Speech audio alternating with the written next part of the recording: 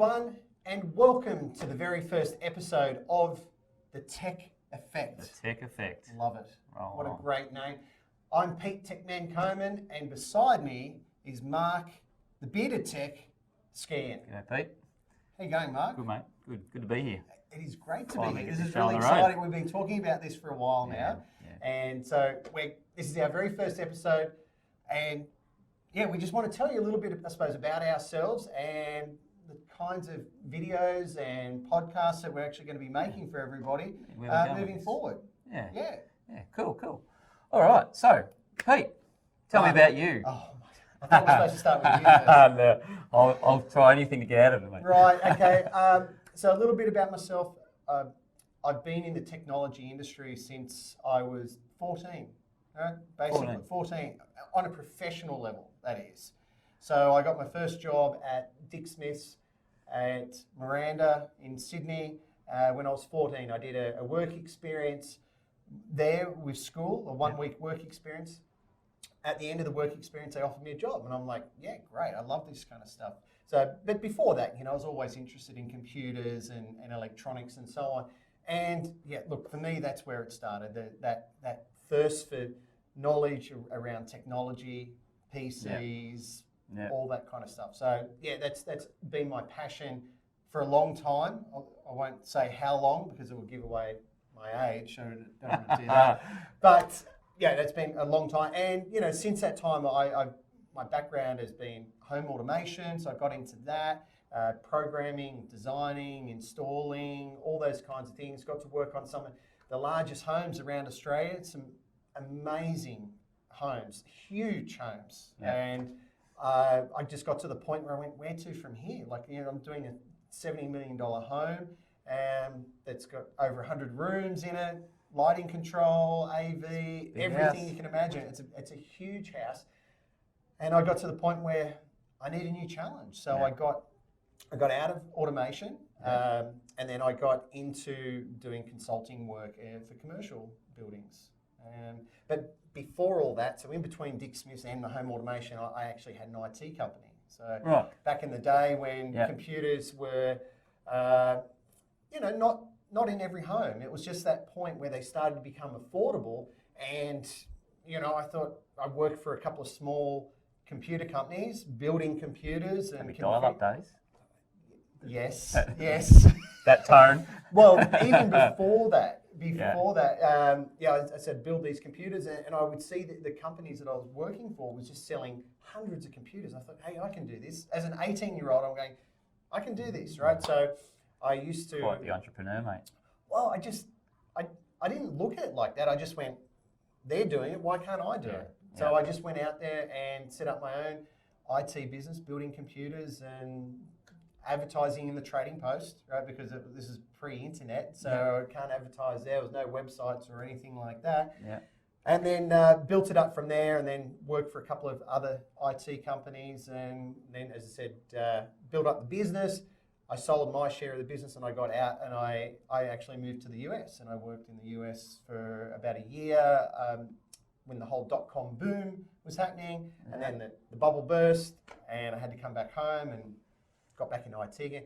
Anyway, long story short, my background is technology forever and a day, for as long as I can remember, live and breathe it. I now have my own consultancy business called InDesign Technologies. Yep. I also have another company called Gecko Analytics, so we use sensors to analyse the workplace and understand how the workplace actually works, how people move around within the space. Well, there you go. There's something I didn't know. So so that's all I know is technology, right? Yeah, so for sure. But that's me. I first of all, I want to know like the whole bearded tech thing. I love that. Okay. How did that come about? Okay. So when I went overseas in 2014, 15, and I'd been my wife's, you should grow a beard for forever and a day, and I'm like, I can't grow a beard. It's not professional, all that sort of stuff, right? And my brother was in the army, and it was all shave every day, and sort of that. Then it just bred through me, and just grow a beard. So I went overseas. I'll do it when I go overseas. Now I don't have to shave, and all was good. And then I come back and it was good, not really enjoyed it. It was a grown beard, so that was kind of okay to keep it like that, right? It was, and then I started getting a bit of pressure on from friends and family to get rid of it. I look better without it, and I've gone, oh, this is no good at all. So you started growing in 2004. 14. 14. Yeah. Holiday. Yeah, and then how do I come up with a way to keep this thing, right? Yeah. So I've gone, how about I just brand it? Right. Yeah, absolutely. and there's not much under this hat, right? So it's you don't want me on camera with my hat off because we don't need any lighting at all. Right, It's a reflector on its yes, own. yeah. And so I put the beard on and put the hat on and went, how about I brand that? I could just be the guy with the beard and the hat. Bearded tech. And I was just went the bearded tech, and I went, hey presto, away we go. So, but yeah, look, leading into I'm a gardener by trade originally. So there's maybe Jim's mowing going on there. That's don't refer me to Don Burke. I wasn't thinking of Don Burke now that you mentioned it. No, there's no Don here whatsoever. Right, okay. Not that there's anything wrong with Don Burke, right? But okay, moving on. We'll moving right along. So yeah, look, gardener by trade, straight out of school. Got into the technology industry. I always had a fascination with technology. Same again, my brother he went into the army, electronics technician, and he always had circuit boards and stuff around the house. And I would look at it and go, that's really fascinating. Yeah. But then I ended up in gardening, and then this is Chris. This is Chris. He's older. He's older. He's 7 years older than me. Okay. Yeah. So at 3.5, just actually the end of my trade time, and Chris said. He was out of the army by that time. He was he was just getting into the pay TV industry. It was just when the rise of Ozstar was happening, right? Yes. Before Foxtel got involved. Yeah. And so he said, come up here, move to Toowoomba, we're making some coin. And I'm a gardener. Yeah. So the lowest award in Queensland and New South Wales was gardening. Right, okay. Right. So I'm you just picked a career there with I was smashing it. Yeah. Yeah. So got straight into it, and he said, "Come up here. We'll teach you how to teach you how to do it, run cables, blah blah blah." So I started as an Ozstar tech. Yes. Moved into full RF. So it was Mark, the non-bearded Ozstar tech. Yeah. It doesn't have the same ring. It's a bit long. I did a lot of work out west, and they used to just call me Ozstar. Right. So you go to the pub at the end of the day for a beer, and you go, "Hey Ozstar." They'd be calling out across the bar, come and fix me Ozstar. Yeah, right. Great. Be there tomorrow, mate. You're on the list. Yeah. I got into that, and then I did a lot of travelling around doing that, and then moved into the RF world, so MATV, design, and certainly install domestic RF. Realised that the lifetime of an antenna is at least 10 years, and there's only so many antennas, right? But at that point, the digital technology wasn't quite. Transition wasn't there, so it was coming, but it was like, even when that happens, what's going to happen after people have been sold to about they need a new antenna, a digital antenna, whether they did or not, it's arguable. You need a digital antenna. Yes, opposed to the one you had. Yes, which is non-digital. Yes. So we, I realised that how many antennas can I do? We've got to branch out. So we got into, started just doing research on home. It was right at the rise of home cinemas, home theatre. Right, okay, yep. And so we got into home theatre, and then I went, well, structured cabling's a part of that, and then security. Let's do all this, right? Because we were cable runners, and so we were hanging bangers, and there was a few things we were very pedantic about, and that was cables had to be in behind walls and neat.